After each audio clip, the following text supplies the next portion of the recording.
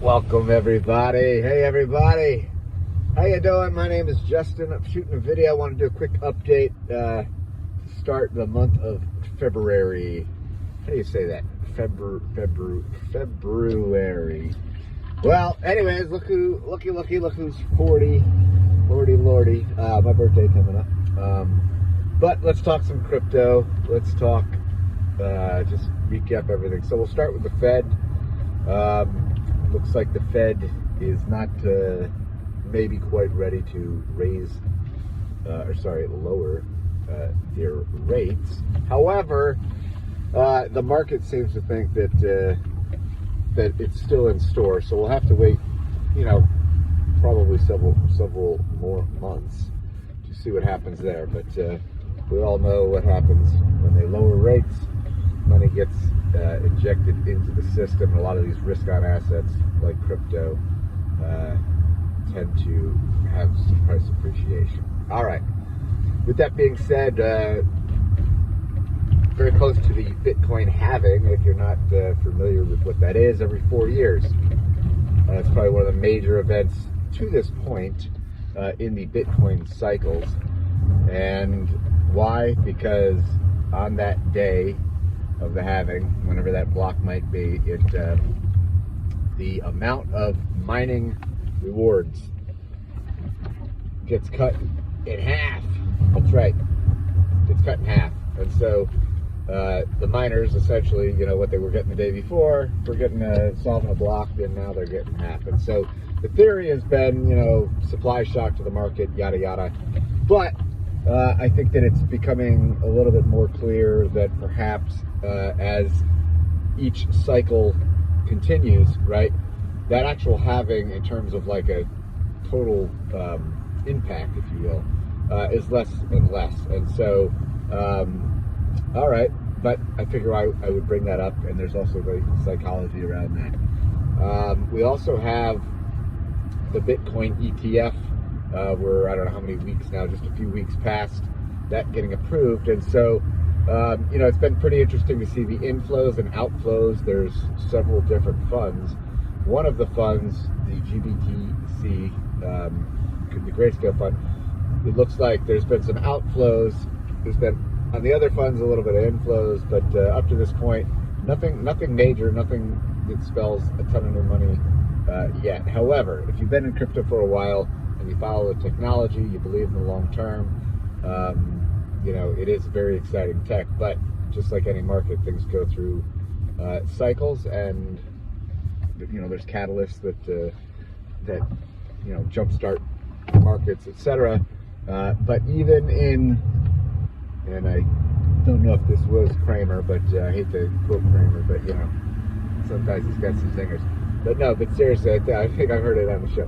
But and I'm sure he's not the only one. But even in a bear market, right? I mean, there's bull runs, there's gains to be made. So let's talk about that. I'll briefly share kind of just some of the things that I see happening now.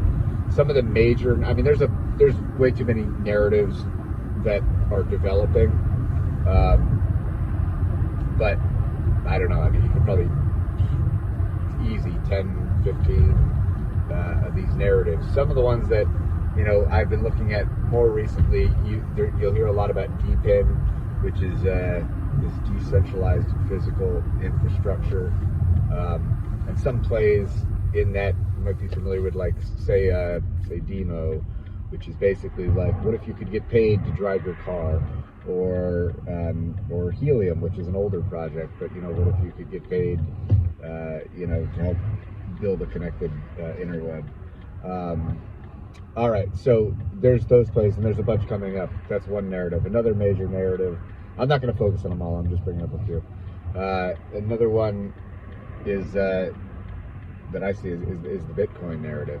And what I mean is the ordinals, the RC20s, some of these other protocols. We don't have to get into them all, but there's a lot of these, spin-offs, inscriptions, SRC20s. You're seeing that almost on every chain as well.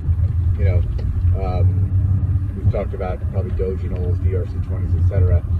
But also Bitcoin, we've got layer 2s. right? We've got bridges to other chains like EVM chains, Ethereum, virtual machine compatible chains, and perhaps this is the true beginning of like a Bitcoin DeFi. So still early, but some of these BRC20s, and right now it is maturing, right? So, but it's still very early. I mean, a year ago, I don't think many people even thought it was possible. So now you're seeing that these things are possible. People are speculating on them.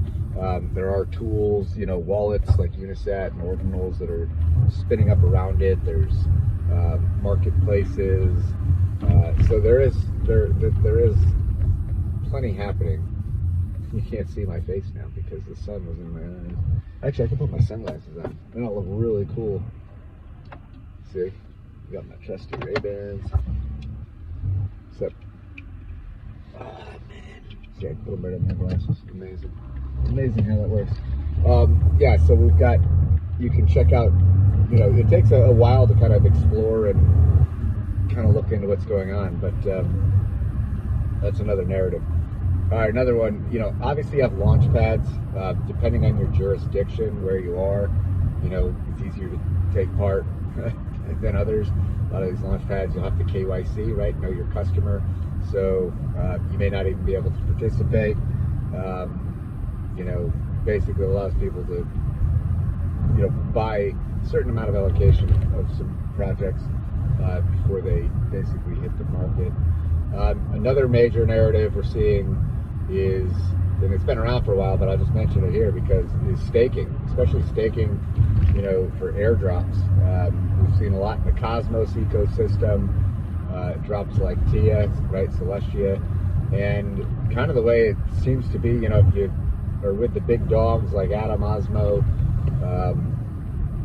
and then you go down the line, TIA, etc., sometimes just holding some of those other projects want exposure, they want marketing, they may drop you their token, and some of them you may end up say, hey, you want to hold those, and there may be another kind of cascade, if you will. So, obviously this is never financial advice. I'm just telling you how, I'm seeing the crypto market at the moment.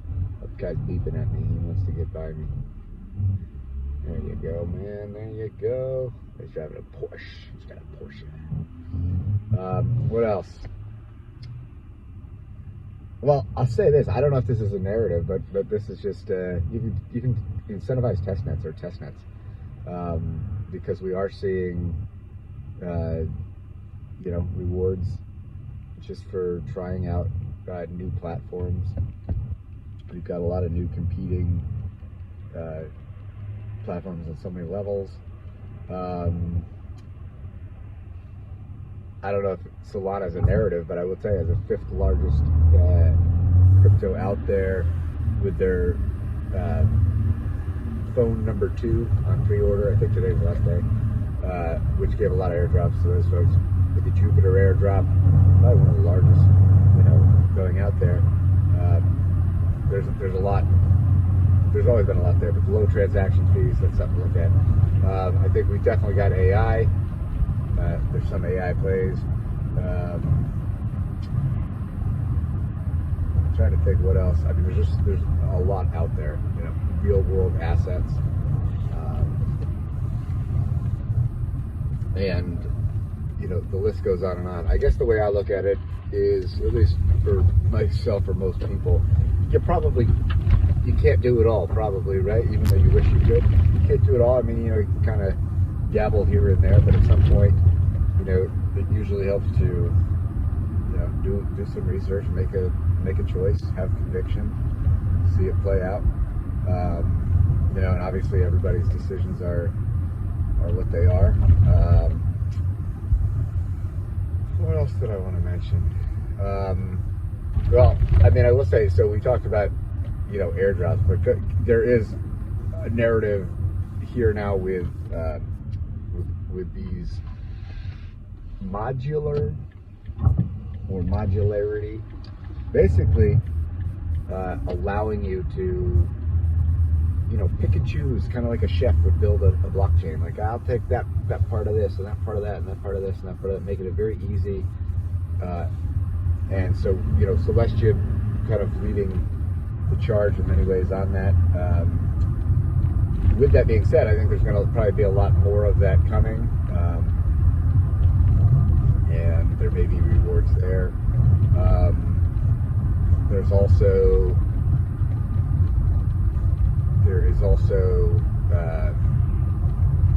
lately people have been looking at, say, the Oracle space, right? So, for instance, speculation, maybe PIF or PITE, however you want to pronounce it. People have been seemingly thinking there may be a similar wave there. And then you have roll-apps. That's another kind of, so Dimension, I think, is tomorrow coming out, TGE, and you have most likely hundreds and hundreds of just roll-apps being built there. So, the tech is advancing quickly. So let me take a step back out of crypto, and then I'll end the video. But I will say, this morning I was watching Ray Kurzweil. He was doing a kind of a panel at their Abundance. I think it was the Abundance 360. Basically, if you don't know who Kurzweil is, him and Peter Diamandis founded Singularity University. If you don't know of it, now you do. But basically, focusing on exponential technologies, equip entrepreneurs, grow businesses, impact 1 billion people or more. And so he was there. Salim was there. Exponential Organizations. He wrote a book. But Ray Kurzweil has been doing this for, in his words, he says 60 years in the field of AI. He said probably more than anybody he knows. If there's anyone out there, he said, you gotta come let me know. But a good talk, just to give perspective on how quickly technology grows, especially when it is exponential. Because our brains, we think and we live linearly, right? So we just think that things will be pretty much the same day to day to day, which for most of our individual lives, they are, right? Now, sometimes we have, bigger jumps, or, if you hit the lottery, obviously, that could be a life-changing event like that. But for most people, life kind of goes in a pattern. But collectively, especially our humanity builds tools and computation.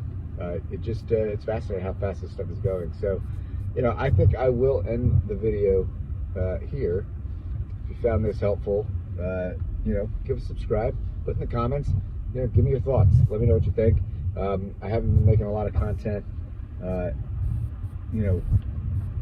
as much, which is okay. I've been kind of doing my own thing, and but if there's things that you would like me to address, or if I have some time, maybe it'll spark me to think about something new too, and that's great. So, just put down what you think, and we'll go from there. All right, folks, that's all I have. Be blessed, and be blessed.